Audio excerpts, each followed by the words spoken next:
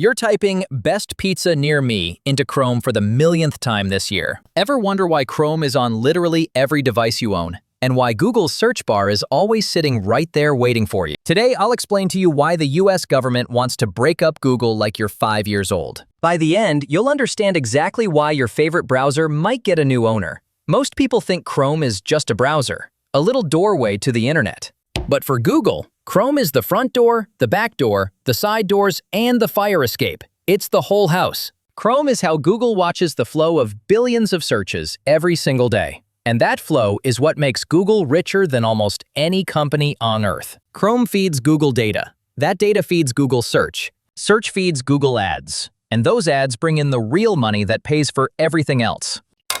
If Chrome vanished tomorrow, the entire Google empire would wobble like a giant Jenga tower missing its bottom piece. Now imagine Chrome as a giant road that everyone in town uses. Not the fastest road, not the prettiest road, just the default road, the one that's already there. If you own the only major road, you see where everyone goes. You see who's shopping, who's traveling, who's researching health issues at 2 a.m. You don't see names, but you see patterns, and patterns are priceless. Now imagine the same company that owns the road also owns the biggest, brightest billboards along that road. And this matters to you because everything from the news you see to the products you buy to how much those products cost is shaped by that road. So the US government stepped in and said, hold on, this road didn't become the only road by accident. And they're right. In 2024, a federal judge ruled that Google is an illegal monopoly. Not because Google built a great search engine, they did, but because Google spent $26.3 billion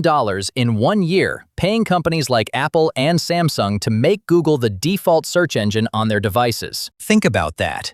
Google paid Apple more than the GDP of some countries just so your iPhone would use Google search automatically. Most people never change it. You probably didn't. That's the entire point. Google wasn't winning because you chose them. They were winning because they chose for you. And here's why this matters to your life. When one company decides what you see first online, that company quietly controls what information reaches you. It affects what restaurant you pick, what flights you book, what products you compare, what news you encounter, and sometimes even what medical advice you find. Defaults shape your life more than you realize. If Google stays the default for everything, your online world keeps shrinking into whatever benefits Google the most. So the government said, enough. And now they want Google to do something enormous. Sell Chrome entirely. Not rent it out, not share control, sell it. This has never happened before with a modern tech giant. Chrome is worth around $20 billion by itself. And the DOJ wants Google to hand it to a real competitor. Someone who won't use it to feed the Google empire. If this happens, your browser could suddenly belong to a different company, with different rules, different privacy choices, and a totally different business model. That's just the first part. The government also wants to ban Google from paying to be the default ever again, which means the next time you open a brand new iPhone or Samsung or laptop, the device might actually stop and ask you,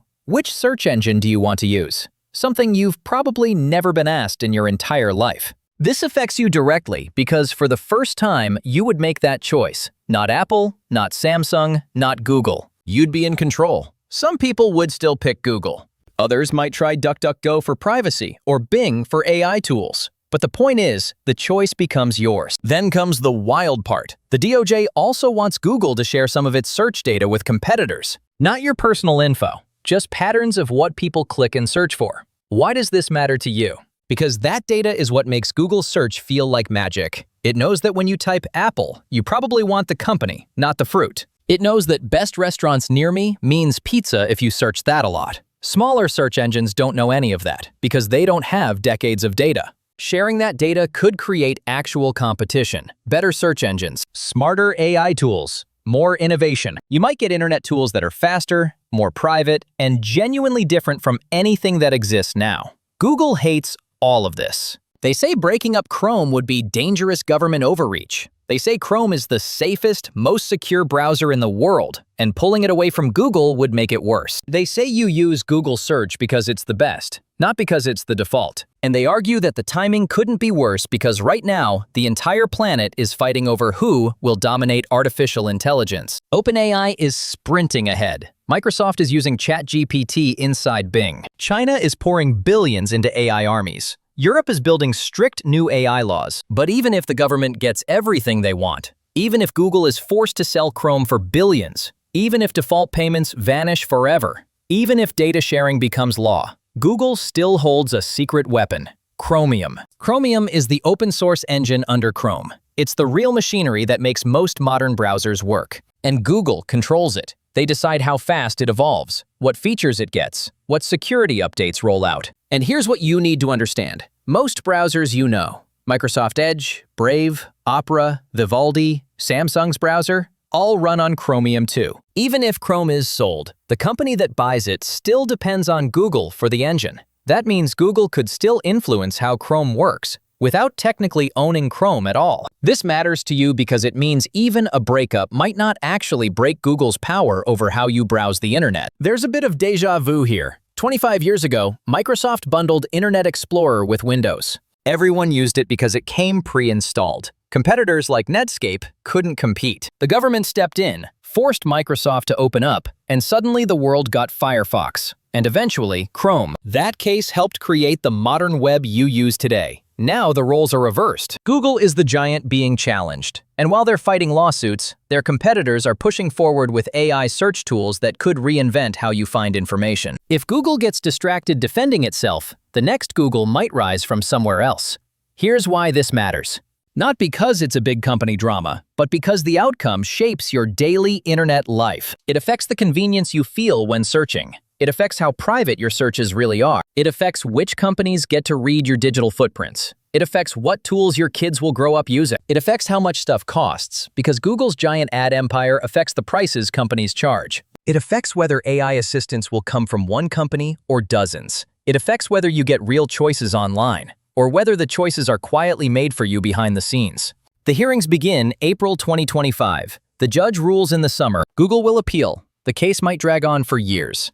And depending on who's in the White House, the entire strategy could shift overnight. Maybe Chrome gets sold. Maybe Google pays a massive fine. Maybe the government settles and just forces them to stop paying for defaults. Or maybe nothing changes. So, to recap, Chrome controls 66% of how people browse the internet. Google paid Apple $26 billion to make sure you never got a choice. A federal judge ruled that's illegal. Now the DOJ wants the biggest tech breakup in decades. Sell Chrome for $20 billion.